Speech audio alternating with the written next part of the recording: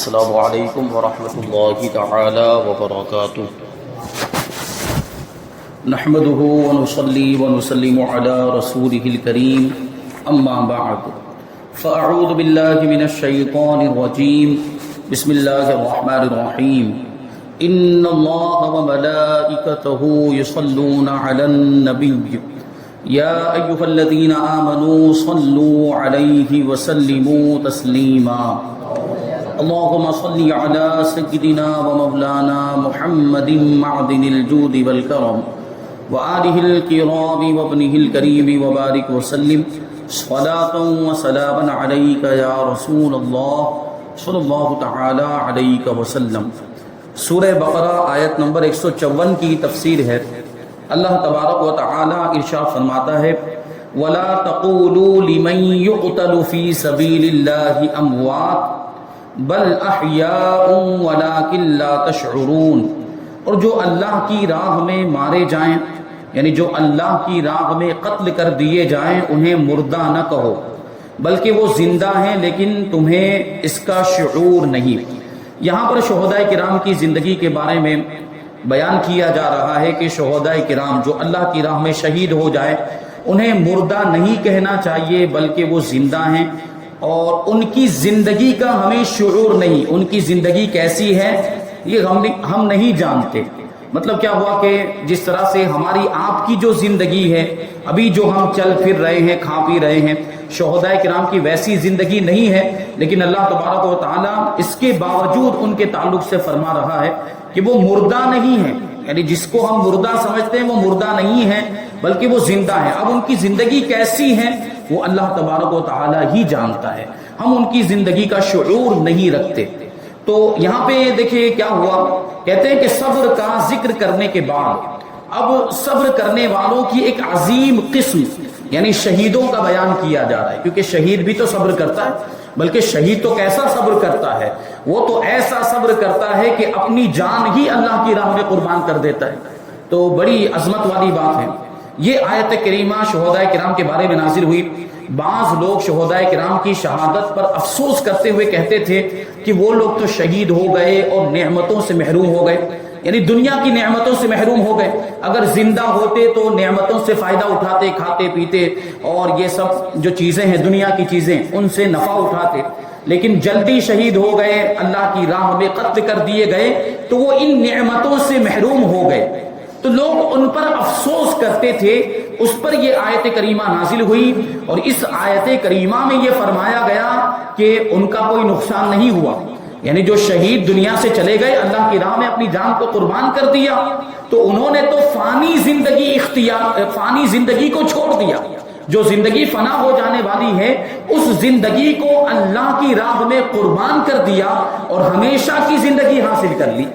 یعنی یہ دنیا کی جو زندگی ہے وہ 4 دن کی زندگی، آج ہے کل نہیں ہے، یہ فانی زندگی ہے۔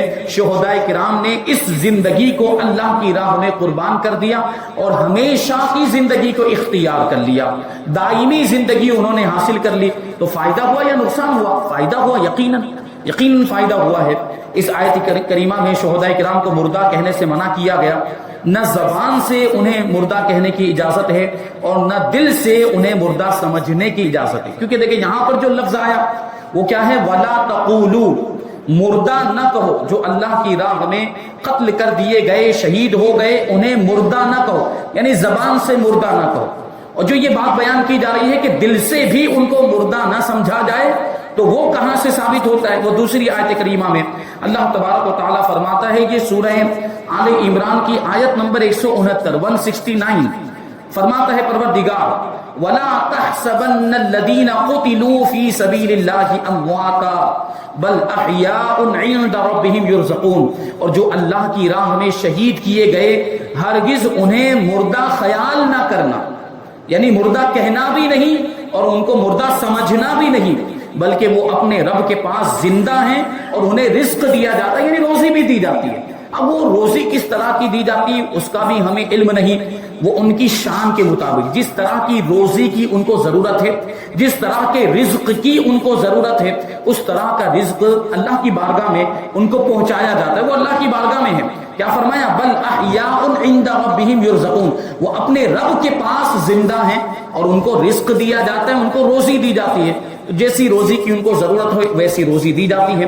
موت کے بعد اللہ تبارک و تعالی شہداء کرام کو زندگی عطا فرماتا ہے، ان کی ارواح پر، ان کی روحوں پر رزق پیش کیا جاتا ہے، روزی پیش کی جاتی ہے، انہیں راحتیں دی جاتی ہیں، ان کو آرام دیا جاتا ہے، اور ان کے عمل جاری رہتے ہیں، ان کے عمل جاری، یعنی وہ جو دنیا کے اندر جو عمل کر کے گئے، خاص طور پر جو یہ شہادت والا جو عمل ہوتا ہے وہ عمل جاری رہتا ہے اور اس پر ان کو ثواب بھی دیا جاتا ہے، ان کا اجر و ثواب جو ہے وہ بڑھتا ہی رہتا ہے، مسلسل ان کے نامہ اعمال میں ثواب لکھا جاتا رہتا ہے۔ حدیث شریف میں ہے کہ شہداء کرام کی روحیں سبز رنگ کے پرندوں کے بدن میں جنت کی سیر کرتی اور وہاں کے میوے اور نعمتیں کھاتی ہیں، یعنی ان روحوں کو ایک قالب عطا کر دیا جاتا ہے، سبز رنگ کے پرندوں کی طرح کا ان کا جسم ہوتا ہے، اور وہ پرندوں کے جسم میں یہ روحیں، شہداء کرام کی روحیں یہ جنت کی سیر کرتی ہیں، یہ روحیں شہداء کرام کی جہاں چاہتی ہیں جنت میں وہاں جاتی ہیں اور جنت کی نعمتوں سے فائدہ اٹھاتی ہیں، جنت کے پھل وغیرہ، وہاں کے میوے وغیرہ وہ کھاتے ہیں۔ حضرت انس ابن مالک رضی اللہ تعالی عنہ سے روایت ہے کہ نبی کریم صلی اللہ علیہ وسلم نے ارشاد فرمایا، اہل جنت میں سے ایک شخص کو لایا جائے گا، جنتیوں میں سے ایک شخص کو لایا جائے گا اور اللہ تبارک و تعالی اس سے فرمائے گا، اے ابن آدم، اے انسان، تو نے اپنی منزل و مقام کو کیسا پایا؟ یعنی جو مقام و مرتبہ تجھے دیا گیا، اس مقام کو، اس منزل کو، اس درجے کو تو نے کیسا پایا؟ تو وہ عرض کرے گا، اے پروردگار، اے میرے رب، بہت اچھی منزل ہے، یعنی جس منزل میں مجھے رکھا گیا ہے، جس مقام پر مجھے رکھا گیا ہے وہ بہت اچھی منزل اور بہت اچھا مقام ہے۔ تو اللہ تبارک و تعالیٰ فرمائے گا، تو مانگ اور کوئی تمنا کر، یعنی جو تو مانگے گا وہ تجھے دیا جائے گا، تو تمنا کرے گا تیری تمنا پوری کی جائے گی۔ تو وہ عرض کرے گا، دیکھیں غور کرنے کی بات ہے کہ یہ کون شخص ہوگا؟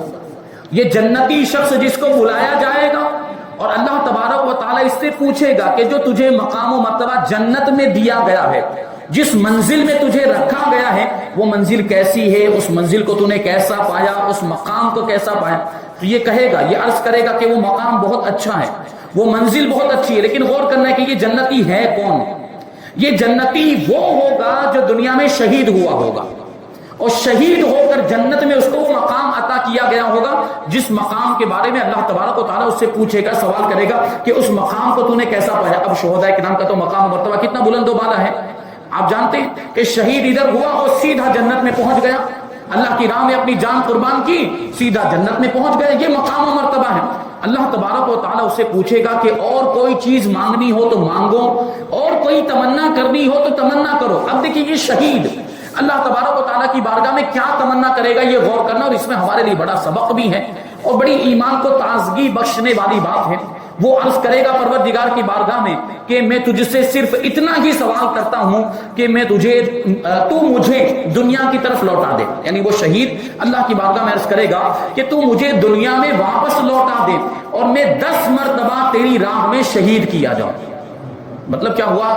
یہ وہ عرض کر رہا ہے گویا کہ اللہ کی بارگاہ میں کہ میں دوبارہ دنیا میں چلا جاؤں، مجھے دوبارہ ویسی ہی زندگی، عام انسانوں جیسی زندگی، ورنہ شہداء کو تو زندگی ملی، وہ تو ہمیشہ کی زندگی ملی ہے، یعنی عام انسانوں جیسی مجھے دوبارہ زندگی مل جائے، دوبارہ میں دنیا میں جاؤں اور دوبارہ میں اللہ کی راہ میں شہید کر دیا جاؤں۔ یہ ایک مرتبہ نہیں بلکہ 10 مرتبہ اس طریقے سے میرے ساتھ ہو، یعنی 10 مرتبہ میں تیری راہ میں شہید کر دیا جاؤں۔ اور وہ یہ تمنا کیوں کرے گا؟ شہید اللہ کی بارگاہ میں یہ عریضہ کیوں پیش کرے گا؟ کیونکہ اس نے شہادت کی لذت کو پایا ہوگا، اس نے شہادت کا مزہ پایا ہوگا، شہادت کا لطف پایا ہوگا کہ شہید ہونے میں، وہ بھی اللہ کی راہ میں شہید ہونے میں کتنا مزہ ملتا ہے اور کیسی لذت ملتی ہے اور کیسا مقام و مرتبہ ملتا ہے۔ اس لیے وہ اللہ کی بارگاہ میں عرض کرے گا کہ مجھے بار بار دنیا میں بھیجا جائے، بار بار عام انسانوں جیسی زندگی عطا کی جائے اور بار بار میں اللہ کی راہ میں شہید کر دیا جاؤں۔ وہ یہ سوال اس لیے کرے گا کہ اس نے شہادت کی فضیلت کو ملاحظہ کر لیا ہوگا کہ کیا شہادت کی فضیلت ہے اور کیا مقام و مرتبہ ہے، اس نے یہ دیکھا ہوگا۔ اب یہاں بچوں کہ شہید کی بات آئی تو شہید کہتے کسے ہیں، شہید کا مطلب کیا ہوتا ہے؟ شہید کی تعریف بیان کرتے ہیں کہ شہید وہ مسلمان مکلف طاہر ہے۔ دیکھیں سب سے پہلے نمبر پر مسلمان، اگر کوئی کافر مر جاتا ہے اگرچہ دوسرے کفار سے، اسلام کے دشمنوں سے لڑتے ہوئے ہی کیوں نہ مر جائے، اس کو ہم شہید نہیں کہہ سکتے. یعنی جو اصطلاحی شہید ہے، عرف میں کچھ دوسرے معاملات چلتے ہیں، جو ملک کے لیے لڑتے ہوئے شہید ہو گیا تو اس کو شہید کہہ دیا جاتا ہے، لیکن جو اصطلاحی شہید ہے، جس کو شہید کا مرتبہ ملتا ہے، جو جنتی ہے، وہ شہید، اس کا سب سے پہلے مسلمان ہونا ضروری اور مکلف ہونا بھی ضروری، یعنی عاقل و بالغ ہونا بھی ضروری ہے. اس کی عقل بھی سلامت ہو اور وہ بالغ ہو، نابالغ نہ ہو، اور طاہر ہو، پاک ہو، جو تیز ہتھیار سے ظلمن قتل کیا گیا. یہ بھی بات یاد رکھے، ظلمن قتل کیا گیا، اس کی طرف سے کوئی قصور نہ ہو. یہ تو اسلام کی جنگ لڑنے کے لیے گیا ہے اور ظالم نے ظلم کرتے ہوئے اس کو شہید کر دیا، اور اس کے قتل سے مال بھی واجب نہ ہوا ہو، اس کے قتل کی وجہ سے مال بھی واجب نہ ہوا. جیسے میں ایک مثال دوں گا آپ کو، مال واجب ہونے کا مطلب کیا ہوتا ہے. جیسے اگر کسی نے کسی کے غلام کو قتل کر دیا، پرانے زمانے میں غلاموں کا رواج ہوتا تھا، اور اگر کہ ظلمن ہی قتل کیا ہو اور دھاردار تیز ہتھیار ہی سے کیوں نہ قتل کیا ہو، وہاں پر کیا ہوتا ہے کہ قصاص واجب نہیں ہوتا، وہاں پر مال واجب ہوتا ہے. کسی کا غلام قتل کر دے تو دیت دینی پڑتی ہے، تو غلام کو قتل کرنے کی وجہ سے وہاں پہ مال واجب ہو رہا ہے. تو شہید کا مطلب یہ کہ اس کی وجہ سے، اس کو قتل کیے جانے کی بنیاد پر مال واجب نہ ہو رہا. اور عام حالت میں ایسا ہی ہوتا ہے کہ کوئی مال واجب نہیں، بھائی دشمنوں سے مقابلہ ہو رہا ہے اور یہ کسی کا غلام بھی نہیں ہے، جو مسلمان اللہ کی راہ میں میدان جنگ میں آ گیا ہے، اور یہ ان سے مقابلہ کرتے ہوئے اگر قتل کیا جاتا ہے تو اس کے قتل کی بنیاد پر کسی پر کوئی مال واجب نہیں ہوتا. وہ تو کفار ہیں، وہ تو دشمن ہیں، ان سے کہاں مال کا مطالبہ کرنے جائیں گے. اگر اسلامی لشکر کو فتح حاصل ہو جاتی ہے تو وہ جو مال چھوڑ کر جائیں گے میدان جنگ میں، گھوڑے ہیں، اونٹ ہے، ہتھیار ہے، وہ کھانے پینے کا سامان ہے، یا ان کے ملک پر حملہ کیا، ان کے ملک میں جو سامان ان کا مل گیا ہے وہ مال غنیمت بن جائے گا، یہ الگ بات ہے. لیکن اس کے قتل کی وجہ سے کوئی مال واجب ہو رہا ہو، ایسا نہیں ہوتا ہے عام حالات میں. تو یہ مال واجب نہ ہونے کا یہ مطلب ہوا.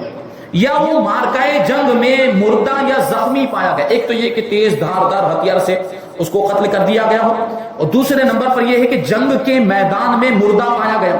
تو اب اگرچہ ہم کو نہیں پتا کہ اس کی موت کس وجہ سے ہوئی، لیکن میدان جنگ میں اس کی لاش ملی ہے، تو یہی مانا جائے گا کہ دشمنوں کا مقابلہ کرتے ہوئے یہ قتل کر دیا گیا ہے اور شہید ہو گیا، تو اس کو بھی شہید کا مرتبہ ملے گا. یا میدان جنگ میں وہ زخمی پایا گیا، زخم لگے، مرا نہیں، انتقال نہیں ہوا ہے ابھی، لیکن کیا ہے، زخم لگے ہوئے. پھر کیا ہوا، وہ زخمی پایا گیا اور اس نے کچھ بھی آسائش نہیں پائی، اس نے اس کے بعد کچھ بھی آرام نہیں پایا. مطلب کیا ہے کہ ان زخموں سے آرام نہیں پایا، اور انہی زخموں کی وجہ سے اس کا بعد میں انتقال ہو گیا. میدان جنگ میں انتقال نہیں ہوا ہے، لیکن میدان جنگ میں وہ زخمی ہوا، اور انہی زخموں کی وجہ سے بعد میں اس کا انتقال ہو گیا، تو اس کو بھی شہید کا مرتبہ ملے گا، کیونکہ وہ زخم لگے کہاں سے، وہ دشمن کی جانب سے ہی لگے، تو اس کو بھی شہید کا.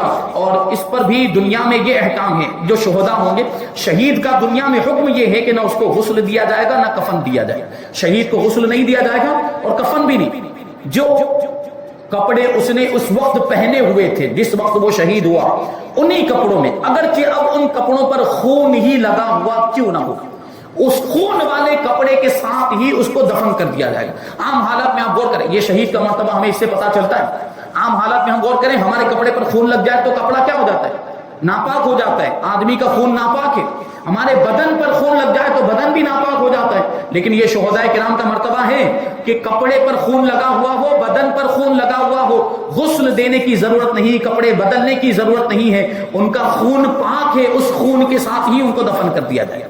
ہاں، نماز جنازہ پڑھی جائے گی، ایسا نہیں، کفن نہیں دیا جائے گا، غسل نہیں، لیکن نماز جنازہ تو پڑھی جائے گی. یہ تو ہم واقعات میں سنتے ہیں وہ شہداء کرام کے، حضور پاک صلی اللہ علیہ وسلم نے شہداء کرام کی نماز جنازہ ادا فرمائی، صحابہ کرام بھی اس میں شامل ہوئے. تو نماز جنازہ پڑھی جائے گی اور ان کو دفن کیا جائے گا، انہی کپڑوں میں دفن کر دیا جائے گا جن کپڑے میں ان کی شہادت ہوئی، اور ان پر نماز پڑھی جائے گی اور اسی حالت میں دفن کر دیا جائے گا. اچھا، بعض شہداء وہ ہیں کہ ان پر دنیا کے یہ احکام تو جاری نہیں ہوتے، لیکن آخرت میں ان کے لیے شہادت کا درجہ ہے، شہادت کا مقام و مرتبہ ہے، یعنی شہادت والا وہ ثواب پائیں گے.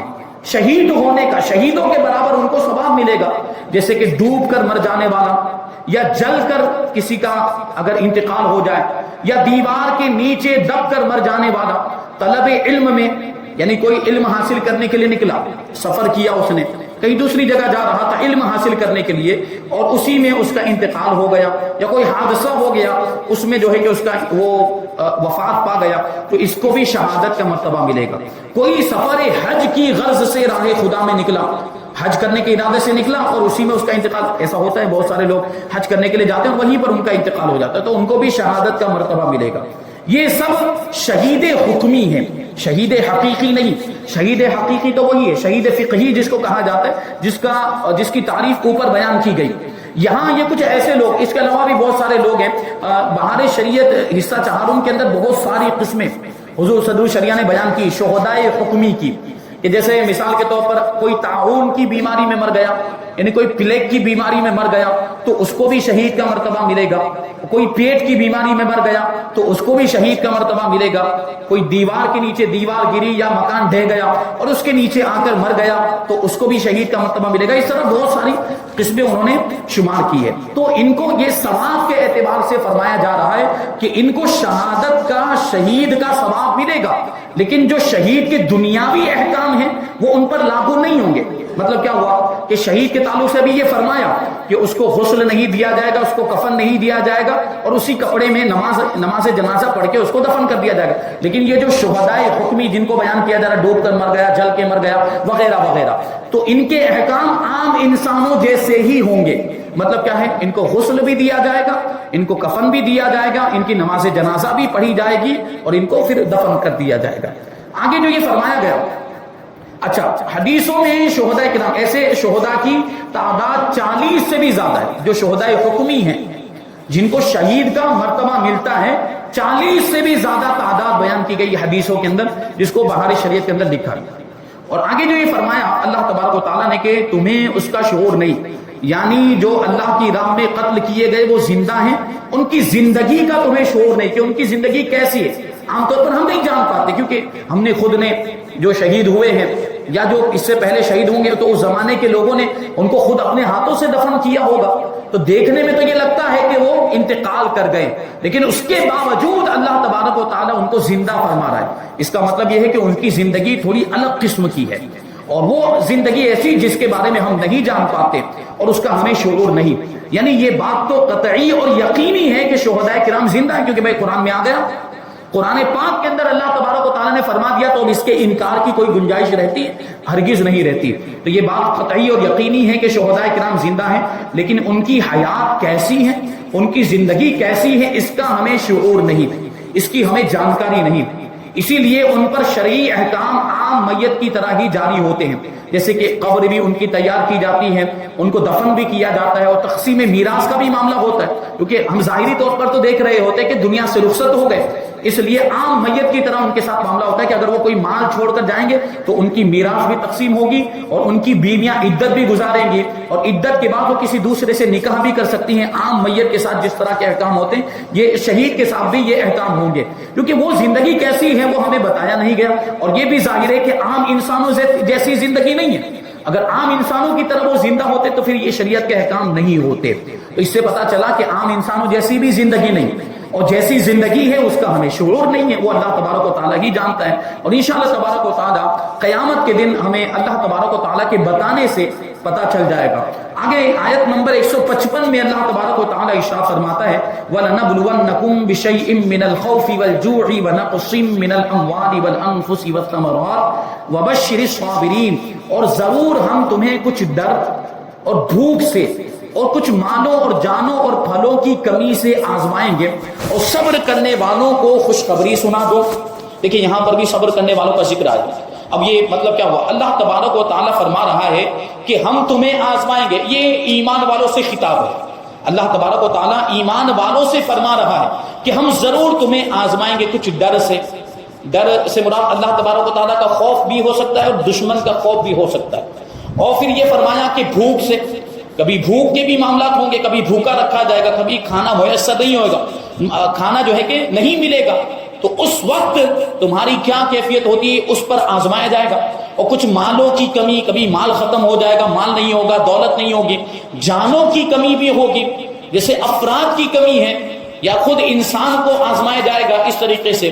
اور پھلوں کی کمی کے ذریعے سے بھی آزمایا جائے گا. اور آزمانے کا مطلب کیا ہوا, آزمانے کا مطلب یہ ہوا کہ اللہ تبارک و تعالی یہ ظاہر فرما دے گا کہ ان ساری چیزوں میں یہ سارے امتحانات جو ہوں گے، ڈر کے ذریعے سے، بھوک کے ذریعے، مالوں کی کمی، جانوں کی کمی اور پھلوں کی کمی کے ذریعے سے جب آزمائش ہوگی تو اس میں کون اللہ تبارک و تعالیٰ کی فرما برداری کرتا ہے اور کون نافرمان ہے، یہ حالت اس وقت، اس آزمائش کے وقت ظاہر ہو جائے گی۔ کیونکہ جو اللہ تبارک و تعالیٰ کا فرما بردار ہوگا وہ اس آزمائش میں پورا اترے، کھرا اترے گا، مطلب کیا ہے، وہ صبر کرے گا، آزمائش میں وہ صبر کرے گا، شکوہ شکایت نہیں کرے گا تو ظاہر ہو جائے گا کہ یہ فرما بردار ہے۔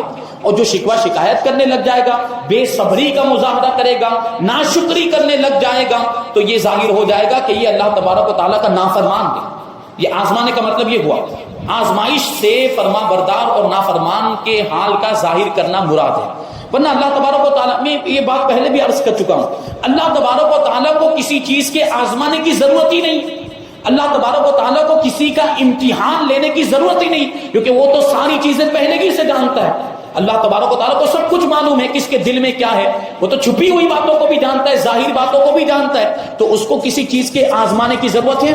ہم اور آپ کسی کو آزماتے ہیں، انسان کسی کو آزماتا ہے تو اس کا مطلب یہ ہوتا ہے کہ وہ کوئی جانکاری حاصل کرنا چاہتا ہے جس کو آزما رہا ہے اس کے تعلق سے۔ جیسے اسکول وغیرہ میں امتحان ہوتے ہیں، ایگزامز ہوتے ہیں، تو اس کا کیا مطلب ہوتا ہے؟ اس کا مطلب یہ ہوتا ہے کہ بچوں کی لیاقت کو، بچوں کی صلاحیت کو جانچا جائے کہ ان کے اندر کتنی صلاحیت پیدا ہوئی، کیونکہ ان کو پتہ نہیں ہوتا ہے کہ بچے کے اندر کتنی صلاحیت پیدا ہوئی، وہ امتحان کے ذریعے سے معلوم کرتے ہیں، وہ ایگزام کے ذریعے سے معلوم کرتے ہیں، وہ آزمائش کے ذریعے سے معلوم کرتے ہیں۔ تو انسان کسی چیز کی معلومات حاصل کرنے کے لیے آزماتا ہے، لیکن پروردگار کو تو کسی چیز کی معلومات حاصل کرنے کی ضرورت ہی نہیں، اس کو تو ساری چیزوں کا علم پہلے ہی سے ہے، وہ علیم ہے، وہ جاننے والا ہے، اور وہ جاننے والا کیسا ہے؟ ازل سے جاننے والا ہے، یعنی ہمیشہ سے ساری چیزوں کا جاننے والا ہے اور ہمیشہ ساری چیزوں کو جاننے والا رہے گا، یہ صفت اس سے کبھی جدا نہیں ہو سکتی۔ تو پھر یہاں آزمانے کا کیا مطلب ہوا، اس کو بیان کرتے ہیں۔ یہاں آزمانے کا مطلب یہ ہوا کہ فرما بردار اور نافرمان کو ظاہر کر دیا جائے۔ وہ آزمائش انسانوں کے اعتبار سے، وہ مخلوقات کے اعتبار سے کہ آزمائش آتی ہے تو اس میں ثابت قدم کون رہتا ہے اور کس کے قدم ڈگمگا جاتے ہیں، اسی سے پتہ چل جائے گا اور ظاہر ہو جائے گا کہ کون فرما بردار ہے اور کون نافرمان ہے۔ تو بہرحال یہاں آزمائش کا مطلب کیا ہے، ڈر کا کیا مطلب ہے؟ جو چیزیں آئی آیت کریمہ کے اندر، کچھ ڈر کے ذریعے آزمائیں گے، کچھ بھوک کے ذریعے، کچھ مالوں جانوں پھلوں کی کمی کے ذریعے، تو ان ساری چیزوں سے مراد کیا ہے اور آزمانے کا مطلب کیا ہے؟ انشاءاللہ تبارک و تعالیٰ اس کو حدیث پاک کی روشنی میں امام شافعی کا ایک قول بھی یہاں پر ذکر کریں گے۔ اور آزمائشیں طرح طرح کی ہوتی ہیں، تو ان آزمائشوں میں ہمیں کیا کرنا چاہیے؟ انبیاء اکرام کی زندگی اور ان کی مثالوں کے ذریعے سے یہاں پر سمجھانے کی کوشش کی گئی کہ انبیاء اکرام جس کا جیسا مرتبہ ہوتا ہے اس کی آزمائش بھی ویسی ہوتی ہے، مرتبہ بڑا ہے تو آزمائش بھی بڑی ہوتی ہے۔ تو انبیاء اکرام کا مرتبہ تو انسانوں میں سب سے بڑا ہے، تو ان کی آزمائشیں بھی ویسی ہوئی، تو اس کو مثالوں کے ذریعے سے سمجھائیں گے۔ اور پھر انشاءاللہ تبارک و تعالیٰ آنے والی آیت کریمہ یعنی آیت نمبر 156 کی تفسیر بھی ہم آئندہ درس میں شامل کریں گے۔ اللہ تبارک و تعالیٰ کی بارگاہ میں دعا ہے کہ جو کچھ بھی بیان ہوا اس پر ہم سب کو عمل کرنے کی توفیق عطا فرمائے اور نور قرآن سے ہم سب کے دلوں کو روشن اور منور فرمائے۔ وما علینا الا البلاغ۔ السلام علیکم۔